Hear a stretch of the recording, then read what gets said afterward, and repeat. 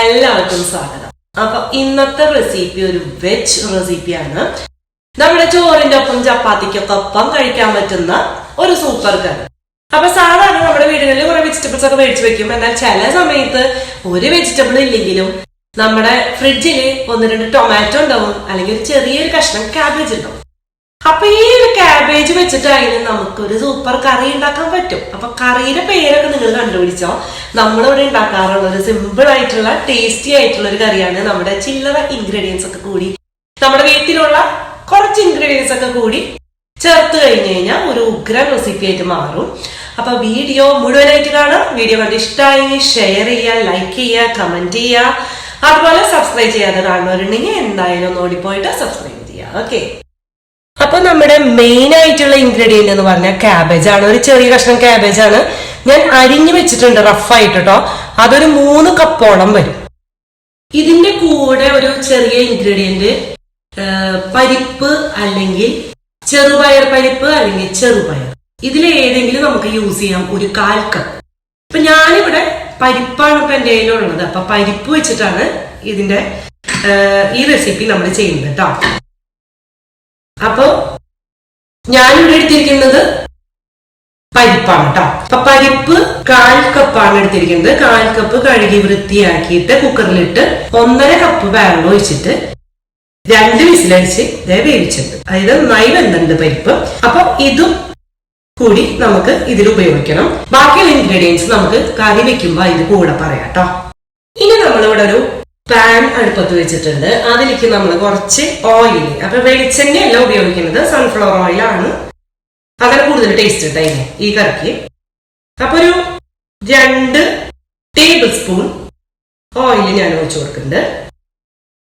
നമ്മളിവിടെ നല്ല ജീരകം 1/2 ടീസ്പൂണും പെരിഞ്ജീരകം 1 ടീസ്പൂണും എടുത്ത് വെച്ചിട്ടുണ്ട്. ഒരു സവാള ചെറുതായിട്ട് ചോപ്പ് ചെയ്തിട്ടുണ്ട്. 2 പച്ചമുളക് അരിഞ്ഞിട്ടിട്ടുണ്ട്.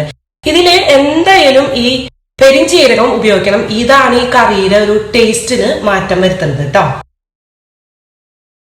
നമ്മുടെ ഓയിൽ ചൂടായിട്ടുണ്ട്. അതിലേക്ക് നമ്മള് ജീരകവും പെരിഞ്ജീരകവും കൂടി ഇട്ട് കൊടുക്കാം. പെട്ടെന്ന് തന്നെ പൊട്ടി വരുന്നുണ്ട് കേട്ടോ. ഇതിലേക്ക് നമ്മള് സവാള, പച്ചമുളക് ഇതും കൂടി ഇട്ട് കൊടുക്കാം.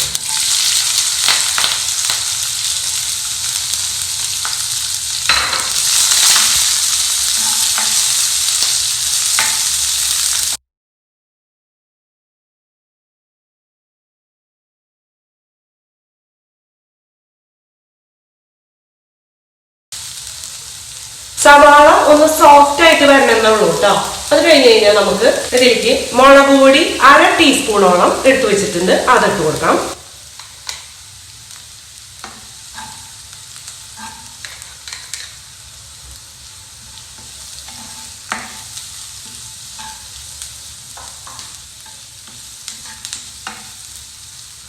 മഞ്ഞൾപ്പൊടി 1/2 ടീസ്പൂൺ എടുത്തു വെച്ചിട്ടുണ്ട്. അതിട്ട് കൊടുക്കാം.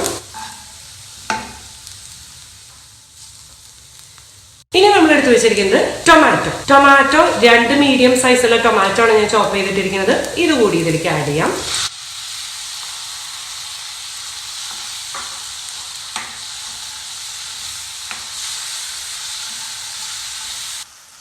ഇപ്പൊ ടൊമാറ്റോ നന്നായിട്ട് കുക്കായി വരണം കേട്ടോ. അതിലേക്ക് ആ വെള്ളത്തിന്റെ അംശമൊക്കെ പോയിട്ട് ഒന്ന് ഡ്രൈ ആയിട്ട് വരണം. അപ്പൊ ലോ ഫ്ലെയിമിൽ വെച്ചിട്ട് ഒന്ന് ക്ലോസ് ചെയ്ത് വെച്ചിട്ട് നമുക്ക് വേവിക്കാം കേട്ടോ. ഒരു 5 മിനിറ്റ് വേവിക്കാം.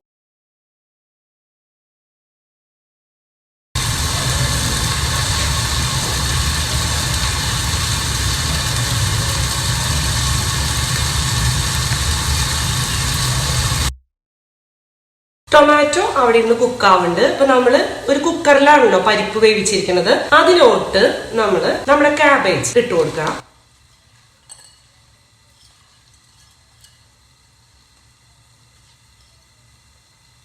ഇതിലേക്ക് നമ്മള് ആവശ്യത്തിന് ഉപ്പിട്ട് കൊടുക്കാം. അപ്പൊ നേരത്തെ പരിപ്പില് ഉപ്പിട്ടിട്ടുണ്ടായിരുന്നില്ല കേട്ടോ. ഇതിന് നമ്മൾ കുറച്ച് ഉപ്പിട്ടിട്ട് നമുക്ക് വേവിക്കാം. വെള്ളം നമുക്കൊരു 4.5 കപ്പ് വെള്ളമാണ് കേട്ടോ ഒഴിക്കേണ്ടത്.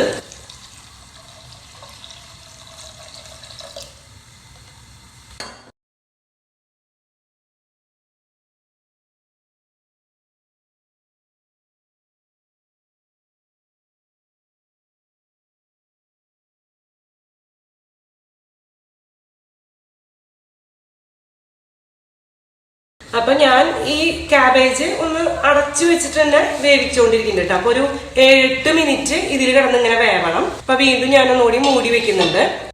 അതിന്റെ ഇടയിൽ നമ്മുടെ ടൊമാറ്റോ നന്നായിട്ട് കുക്കായിട്ടുണ്ട്, ഡ്രൈ ആയിട്ട് വന്നിട്ടുണ്ട് കേട്ടോ.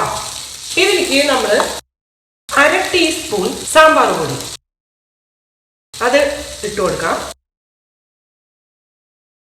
ഇവിടെ ഞാൻ ഒരു 1/2 കപ്പ് നാളികേരം ഫ്രഷ് കോക്കനട്ട് ചിരകി വെച്ചിട്ടുണ്ട്. ഇതും കൂടി ഇതിലേക്ക് ഇട്ട് കൊടുക്കാം. 1 മിനിറ്റ് നമുക്ക് ഇതെല്ലാം കൂടി ഒരുമിച്ച് ഒന്ന് സോട്ട് ചെയ്തെടുക്കണം കേട്ടോ.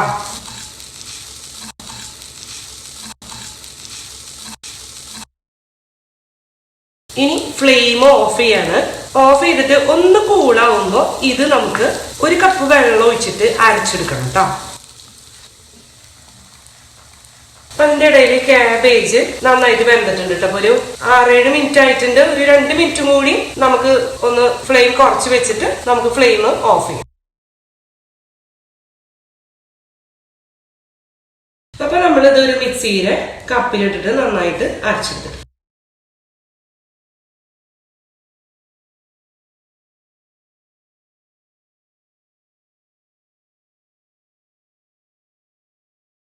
അപ്പൊ കാബേജ് ഞാൻ വെന്തപ്പോ ഫ്ലെയിം ഓഫ് ചെയ്ത് വെച്ചിട്ടുണ്ട്. ഈ മസാല ഞാൻ അരച്ചെടുത്തിട്ടുണ്ട് കേട്ടോ. ഈ മസാല ഇതിലേക്ക് നമുക്ക് ആഡ് ചെയ്യാം.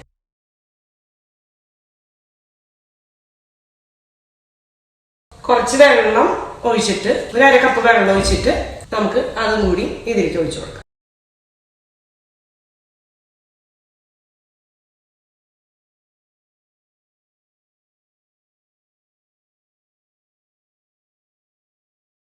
ഞാൻ ഫ്ലെയിം ഓൺ ചെയ്തിട്ടുണ്ട് കേട്ടോ.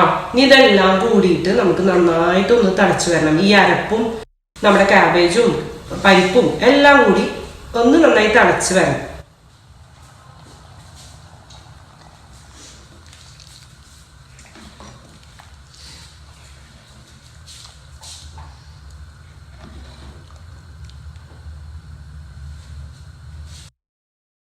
അപ്പൊ ദേ ഇങ്ങനെ തിളച്ചിട്ട് ഒരു 2 മിനിറ്റ് ആയിട്ടുണ്ട് കേട്ടോ. ഇനി ഞാൻ ഫ്ലെയിം ഓഫ് ചെയ്യാണ്. കടുക് തളിക്കാൻ വേണ്ടിയിട്ട് ഞാനൊരു പാൻ അടുപ്പത്ത് വെച്ചിട്ടുണ്ട്. അതിലേക്ക് 1 ടീസ്പൂൺ ഓയിൽ ഒഴിച്ചു കൊടുക്കാം. ഇതിലേക്ക് നമ്മളൊരു 1/2 ടീസ്പൂൺ കടുക് എടുത്ത് വെച്ചിട്ടുണ്ട്, അതിട്ട് കൊടുക്കാം. ഒരു 3 വറ്റൽ മുളകും കേട്ടോ.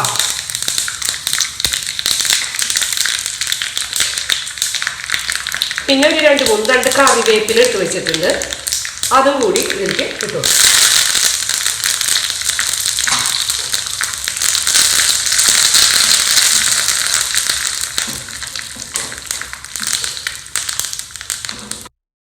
നമുക്ക് കറിയിലേക്ക് ഇട്ട് കൊടുക്കാം.